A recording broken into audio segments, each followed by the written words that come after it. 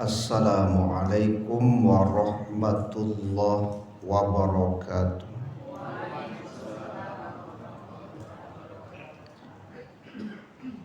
Hamdan wa syukranillah, salatan wa salaman ala rasulillah. Ashhadu an la ilaha illallah wahdahu la syarikalah, wa ashhadu anna Muhammadan abduhu wa rasuluh la nabiyya ba'da.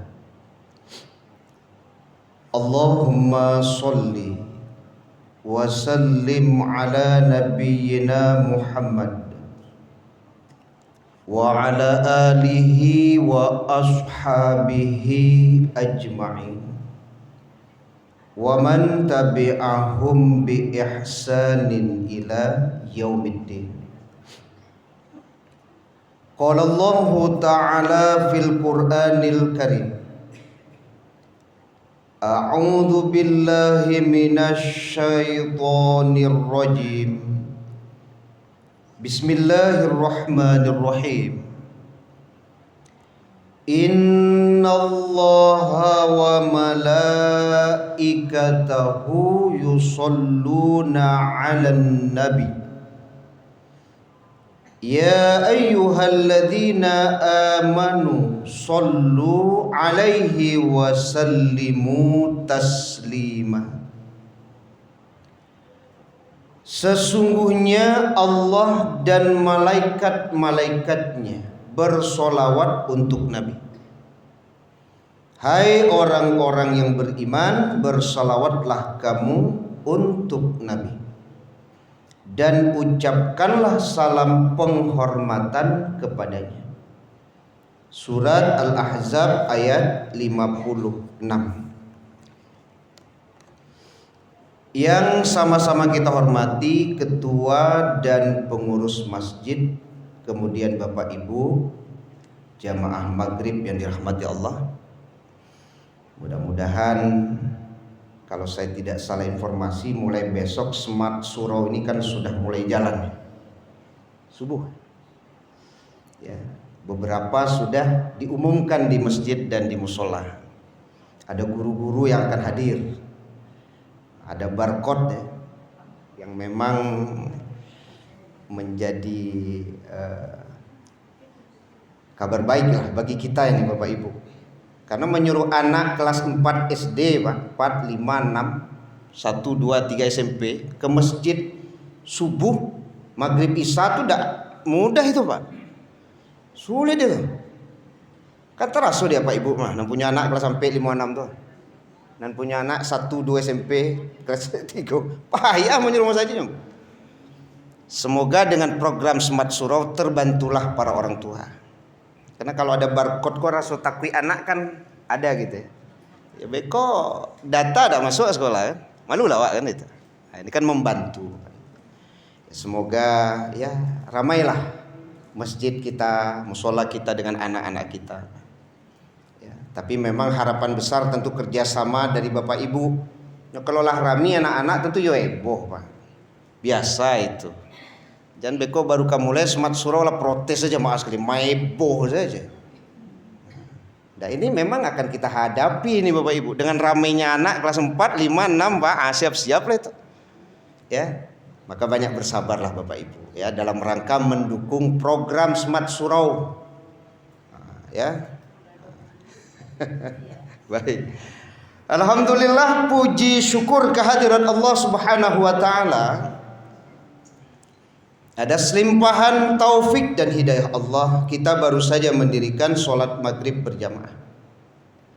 Dan malam ini kita sudah berada di tanggal 14 Rabiul Awal, 14 Rabiul Akhir. Jadi 14 Rabiul Akhir. Setelah itu kan Jumadil Ula, Jumadis Saniyah, Rajab, Sya'ban. Nah, jadi ambo menyebut Rabiul Akhir apa tuh lama etong-etong jujari. Sampai bulan lagi. Ramadan, Pak. 4 bulan lagi. Ya. Sampai bulan tuh Bu, putar-putar sama masuk aja tuh. Kan sebentar, 4 bulan itu sebentar. Semoga Allah mempertemukan kita dengan bulan Ramadan. Ini kerinduannya sudah besar Bapak ini. Saya sebut Rabiul Akhir, apa itulah mulai, hitung-hitung kan. Berarti kan memang rindunya kepada bulan Ramadan gitu. Insyaallah. Kemudian selawat dan salam kepada Nabi kita Muhammad sallallahu alaihi wasallam.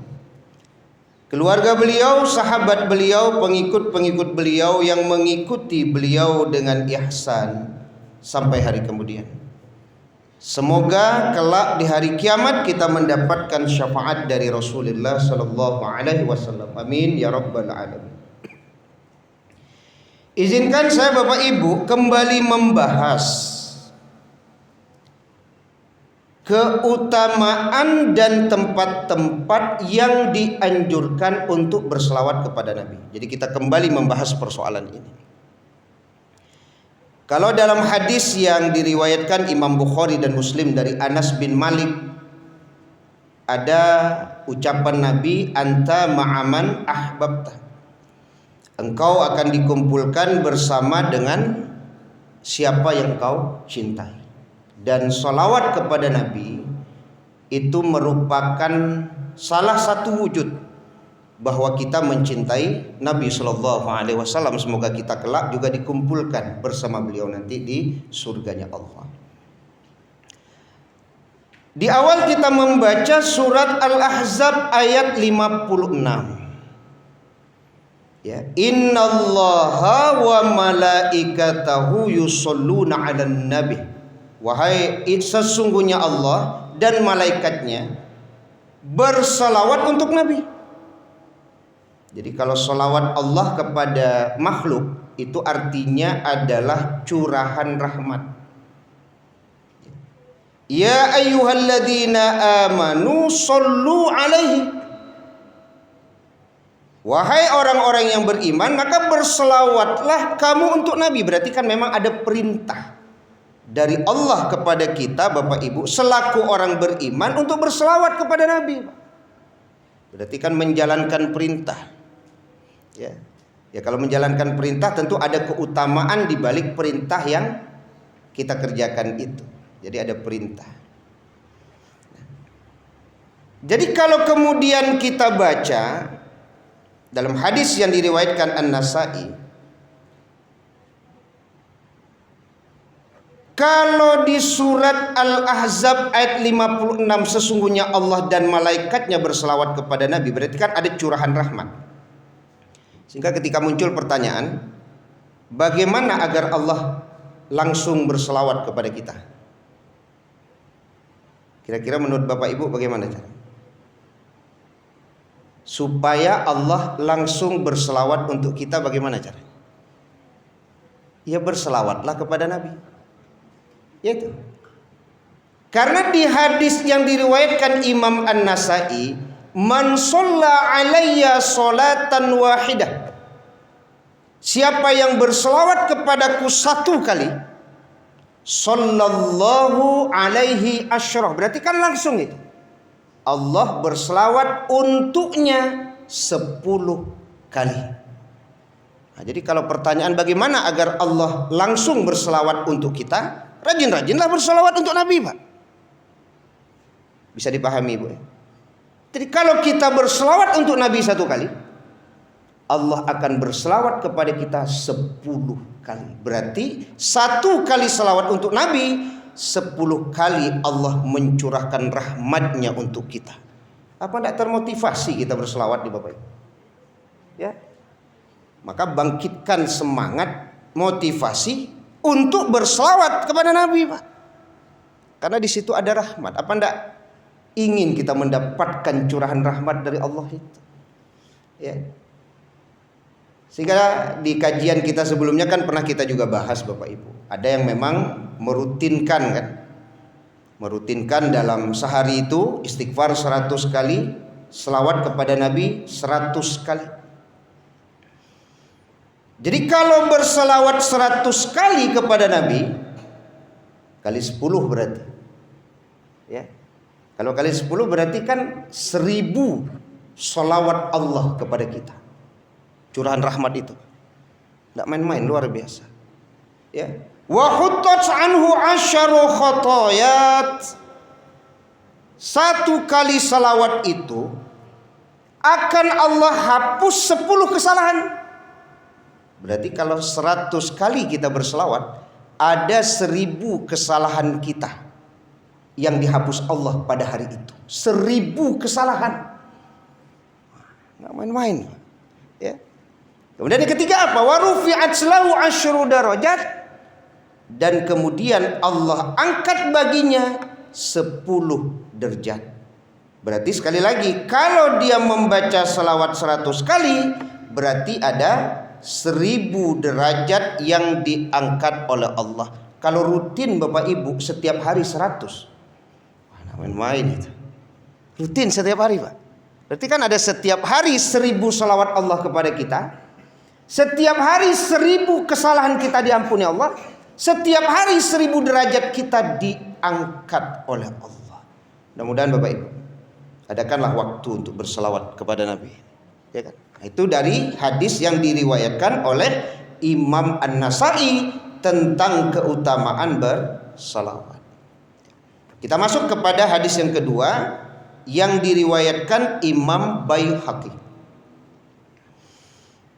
Bahwasanya Rasulullah bersabda, "Aktsiru alayya minas sholati yaumal jum'ah."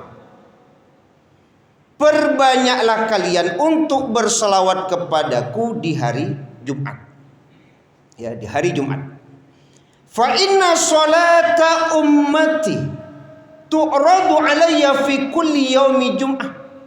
Karena sesungguhnya salawat umatku itu disetorkan kepadaku setiap hari Jumat. Ini salah satu alasannya, ya, berselawat di hari Jumat. Kemudian lanjutannya, faman kana aktsaruhum alayya sholatan kana aqrabuhum minni manzilatan. Barang siapa yang paling banyak berselawat kepadaku, maka dia akan mendapatkan kedudukan yang paling dekat denganku. Berarti kan ada jaminan dengan banyak berselawat dekat dengan Nabi. Yang saya bahas Bapak Ibu di kajian-kajian, dekat itu kalau pendapat ulama Bapak Ibu, nanti ada orang yang sebatas bisa melihat Nabi saja, ada yang sebatas lewat, ada yang betul-betul dekat dengan Nabi Pak. Makanya Nabi pernah menunjukkan 2 jari ini kan kepada sahabat, menunjukkan dekat itu Pak. Itu nandake. Makanya ibu kalau menyebut kan ibu badu tua model ko tuh. Itu namanya besti. Dekat. Ya. Sebenarnya kan banyak amalan-amalan yang ada jaminan kita dekat dengan Nabi nanti di surga, Pak. Salah satunya kan ana wa kafilul yatim hakadza fil jannah.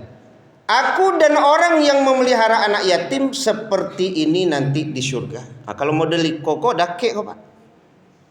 Makanya kalau ibu yang kematian suami, anak itu kan anak yatim namanya. In qata as-sabi an abihi qoblal buluk. Anak yang ditinggal mati oleh bapaknya itu disebut yatim. Ibu punya anak 4, meninggal suami, kan mengurus anak yatim tuh. Ada jaminan nanti dekat dengan Nabi di surga itu, Pak. Ada jaminan, jangan disia-siakan. Dekat. Kadang basobok lo orang yang lah pensiun, Pak. Kerajo kini pensiun Pak, ajo lah Ustad kalau lah pensiun kok. Ambo mau urus panti asuhan kini Ustad anak-anak yatim. Itu ndak sembarang kerajo tuh doh Pak, itu luar biasa Pak tuh macam Bo. Tapi bahasa beliau seperti apa ya? rendah, bukan rendah diri ya, rendah hati. Itu bahasa beliau, apo juga oleh Ustaz. Awalnya pensiun kok. Ambo kini ngurus panti asuhan anak yatim. Itu luar biasa Pak. Tidak main-main kerajaan Pak itu Pak. Ada jaminan apa itu dengan Nabi begini nanti di surga itu. Nah, kalimat ini perlu ditiru Pak. Kerajaan kini Pak. Ajo kalau pensiun oleh Ustaz, kalau tidak rajin ke masaji, tunan sabana kato tuh Pak. Tunan sabana. Ajo lah pensiun kok kalau tidak rajin ke masaji Bu. Kemangalai. Ya model itu Pak. Ajulah Ustaz pensiun kok kalau ndak rajin menghadiri majelis ilmu. Atunya nan sabana kato tu Pak. Ya.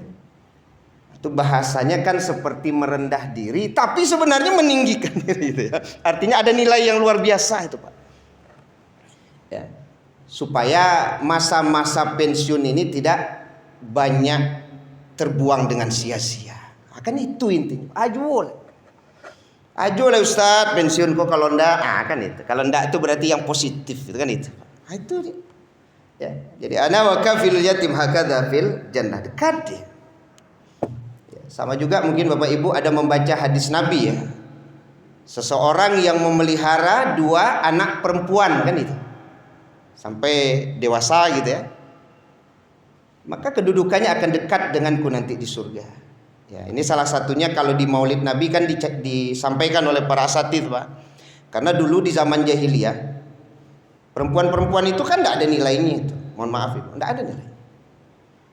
Karena kalau yang lahir dari kandungan istrinya itu perempuan, Pak, pilihannya cuma 2, Pak. Kalau tidak dikubur hidup-hidup, dipelihara tapi kita dipandang hina oleh orang. Kan 2 itu. Jadi perempuan tidak ada nilainya. Bahkan perempuan itu diwariskan, Pak. Jangankan mewarisi, malah diwariskan. Ya kalau diwariskan tuh meninggal, Pak, turun ke anak. Nah, model itu ibu-ibu dulu mah, Bu. Ya kan, meninggal suaminya, turun ke anak Pak. Itu yang diwariskan. Perempuan diwariskan tuh. Ya, baru kemudian Islam datang, Nabi Muhammad diutus, barulah kemudian derajat kaum perempuan itu diangkat oleh Islam. Kalau sekarang kan kalau masalah warisan lidzakari mislu hazzil unsayain. Kalau dulu jangankan mendapatkan warisan, malah diwarisi. Kalau sekarang dapat warisan setengah dari laki-laki. Itu keadilan Allah Bapak Ibu. Jangan protes kan itu. Jangan ada kalimat dan maben nama ambo je. Udah lo nang dapat lebih banyak dari ambo. Jangan jadi sandaran memelihara gaib dapat lebih banyak ibu warisan. Oh enggak bisa. Bisa Bu. Kan ada lo tuh Pak. Dek inyo nan merawat gaib Pak. Sampai meninggal Pak. Tuh ada lo kalimat tuh. Udah saya tidak tentu juga ya. Kini kamu minta lah aja. Tidak bisa dihubungkan ke situ, tidak bisa. Ya. Yang membatalkan warisan bagi anak itu diantaranya apa? Murtad. Atau iya tuh Pak. Tidak dapat warisan. Atau memang sengaja membunuh orang tuanya supaya dapat warisan Pak. Atau batal warisan. Tapi kok gara-gara tidak memelihara gaib, Bu. Ya, dek berang ibu kau udah yang tidak setia Allah ya. Semalamu itu gaya sakit nak tentu menau kini meninggal gaya pulang meminta warisan lo tu yo diminta maha inyo kan hak dia itu Pak, tidak bisa ditahan-tahan dulu, harus diberi itu, harus diberi. Berapa dapatnya? 2 kali dibandingkan perempuan. Sudahlah udah ada mahabian gaya itu 2 kali lo udah kada pek lah. Ayo kelamak diudah. Itu bukan kelamak diudah Bapak Ibu, itu perintah Allah, bukan kelamak diudah, perintah Allah. Persoalan udahnya dak mabian gaek tanggung dosa di udah. Tapi persoalan warisan wajib dihitung berdasarkan perintah Allah. Wajib Pak. Ya, takut kita kalau tidak membagi warisan ini sesuai dengan aturan Allah Pak. Kekal di dalam neraka Pak. Main-main Pak. Bahasa kekal di dalam neraka. Kalau tidak dibagi warisan menurut ilmu waris nih Bu, dosanya besar Bu. Besar Pak. Ada lo kadang sengaja bertahan-tahan kayak tidak boleh ditahan-tahan. Ya, lapen salah, boleh lah adonan meminta satu saja meminta Pak, wajib dibagi. Kok kadang ada lo meminta kecinan lain kakak beradik kok. Kok gara-gara si bungsu gua aja. Baserak awak dibuatnya saudara. Baserak ba lo cuma minta jatahnya baserak aja. Dia kan meminta jatahnya, mau ya jatah ambo ni. Udah. Ada lo mengecek doang si bungsu gua, baserak keluarga awak dibuatnya. Itu tidak basera, ini meminta haknya. Ya, haknya 2 kali dibandingkan perempuan. Ya Bapak Ibu jemaah dirahmati Allah Subhanahu. Ini kan sering juga kita bahas Bapak Ibu. Termasuk tadi jangan bahasa anak perempuan sehingga anak laki-laki itu menjadi dikecilkan Pak. Ini kan menurut pandangan saya saja Bapak Ibu. Saya sampaikan. Karena kalau di matriarki sekali lagi, ketika dapat anak laki-laki, kebanyakan ibu-ibu tuh merasa bahwa laki-laki ko memang lapeh, sia yang kamapon ambo.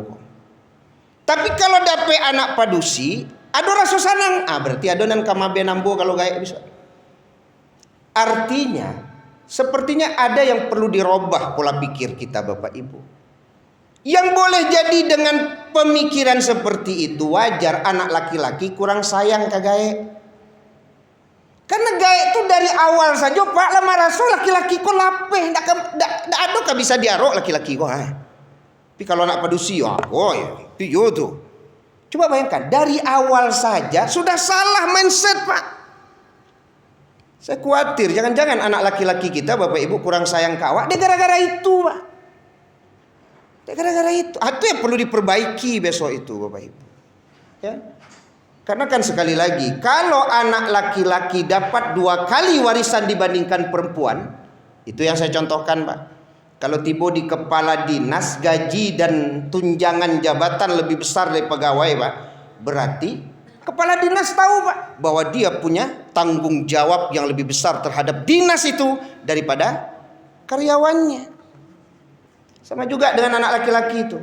Ketika anak laki-laki tahu bahwa dia dapat 2 kali dibandingkan perempuan, maka kalau bapak ibu didik anak laki-laki itu dengan ilmu agama, dia tahu Pak bahwa dia punya tanggung jawab yang lebih besar kepada ibu dan bapaknya daripada adik atau kakak perempuannya. Ini yang perlu dirubah mindset ini ke depan. Walaupun kita matriarki Pak, yang perlu dirubah. Anak laki-laki nan kayu Bu, kalau laki-laki lapeh. Ya. Ini mengulang-ulang lagi. Makanya kan dulu pernah saya singgung, kenapa ibu lebih suka minta ke anak perempuan daripada ke anak laki-laki, kan di beberapa tempat saya sampaikan.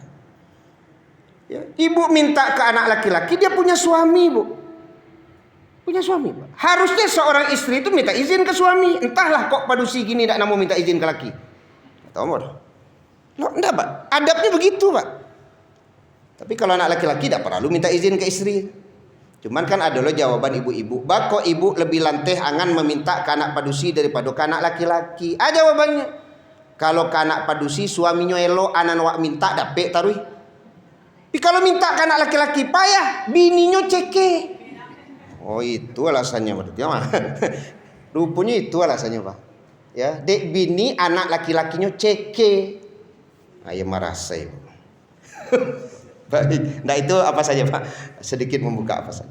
Baik, dari Bapak Ibu zaman dirahmati Allah Subhanahu wa taala, ya.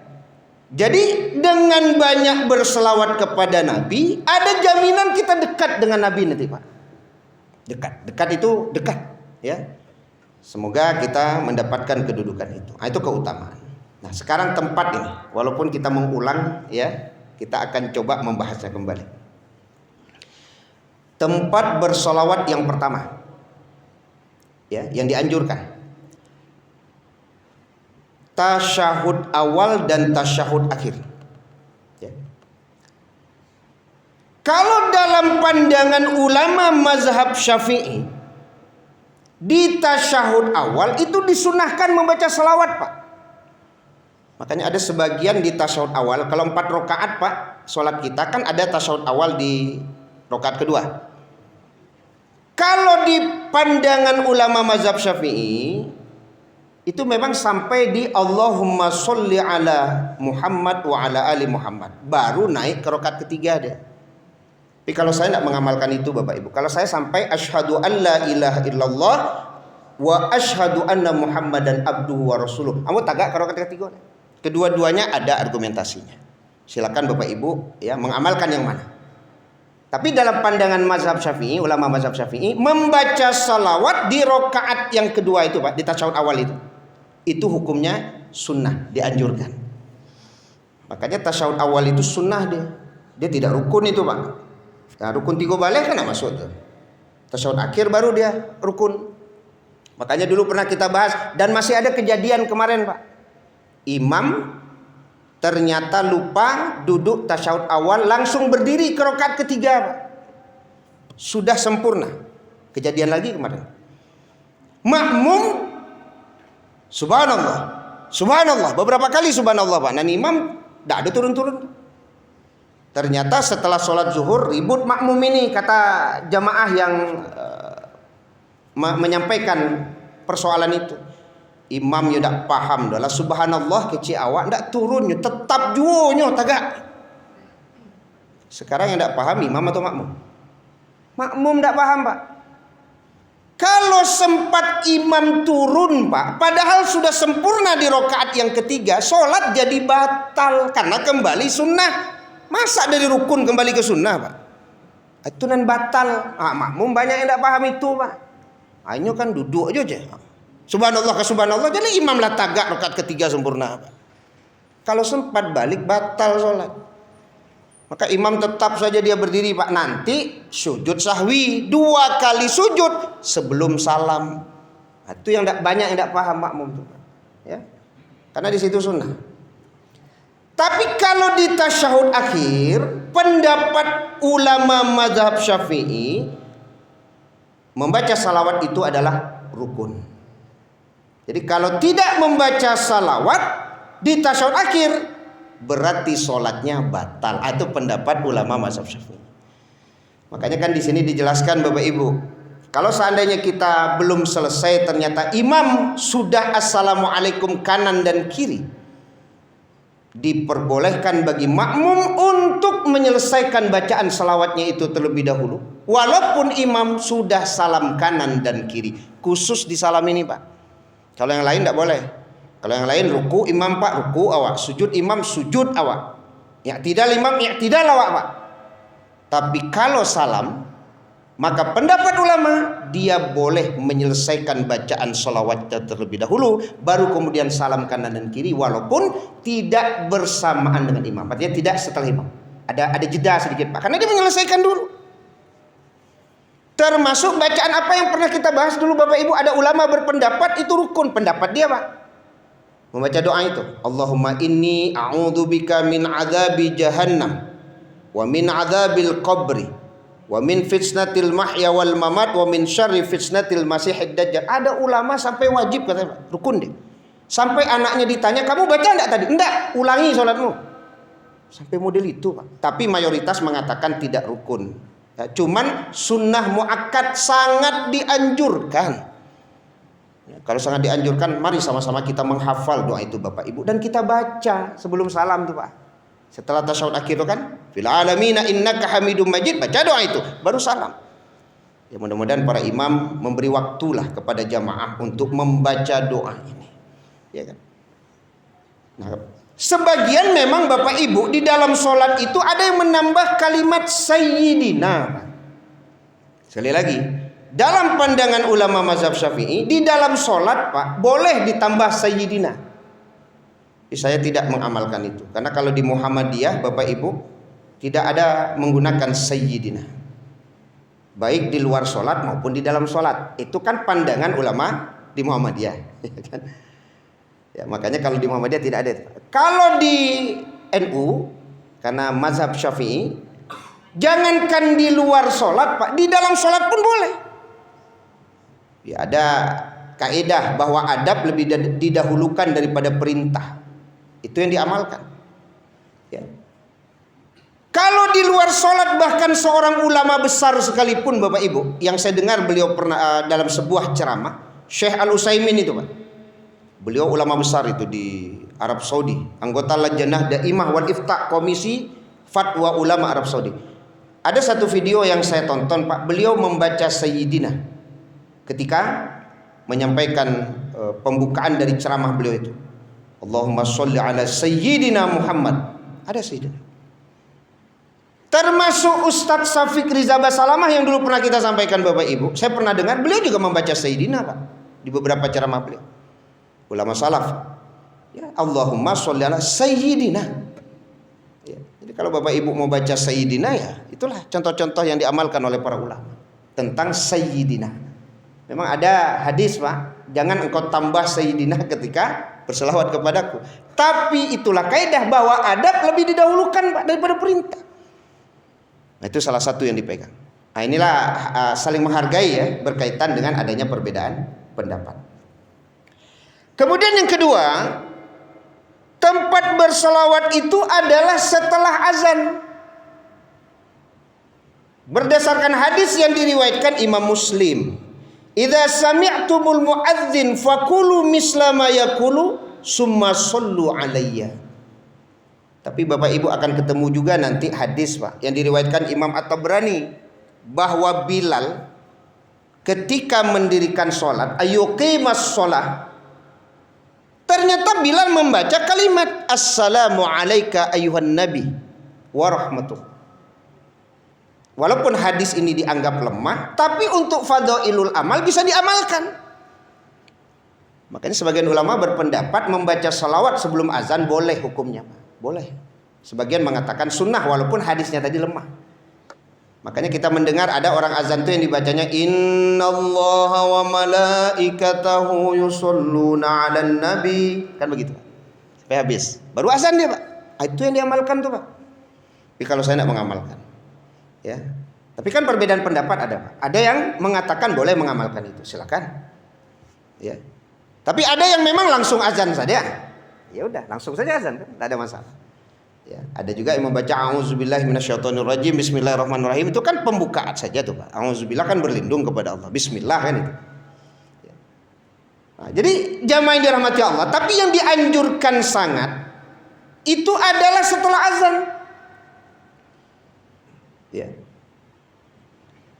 Kalau kita membaca apa yang diucapkan muazin seperti la ilaha illallah, kecuali kan hayya 'alas shalah hayya 'alal falah kan berbeda itu, Pak. La haula wala quwata illa billah. Ketika la ilaha illallah, kenapa kok sambungannya itu Muhammadur Rasulullah? Nah, itu yang dipertanyakan ulama. Kenapa kok nyambungnya Muhammadur Rasulullah? Setelah kamat la ilaha illallah Muhammadur Rasulullah. Bukan Muhammadur Rasulullah, tapi salawat kepada Nabi. Karena di sini ada kalimat Nabi. Faqulu misla ma yaqul.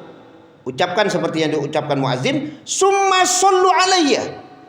Kemudian berselawatlah kepadaku. Maka yang lebih tepat pendapat ulama, setelah kalimat la ilaha illallah bukan Muhammadur Rasulullah, tapi sallallahu alaihi wasallam atau Allahumma shalli ala Muhammad wa ala Muhammad.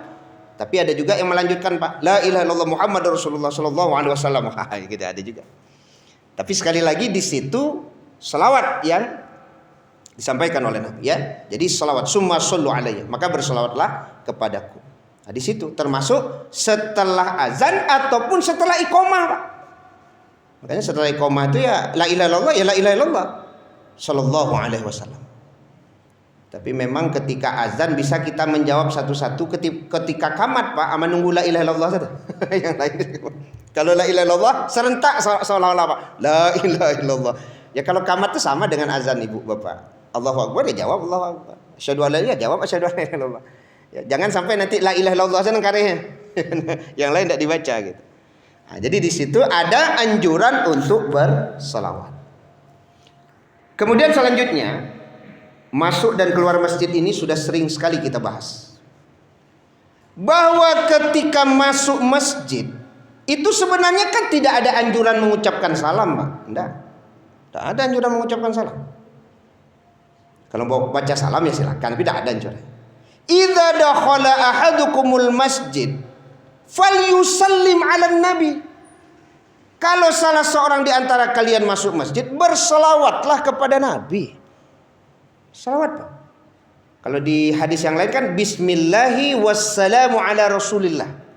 Allahumma ftahli abwaba rahmatik. Iko assalamualaikum kareh, Pak, doa tinggal. Nan pokok tinggal.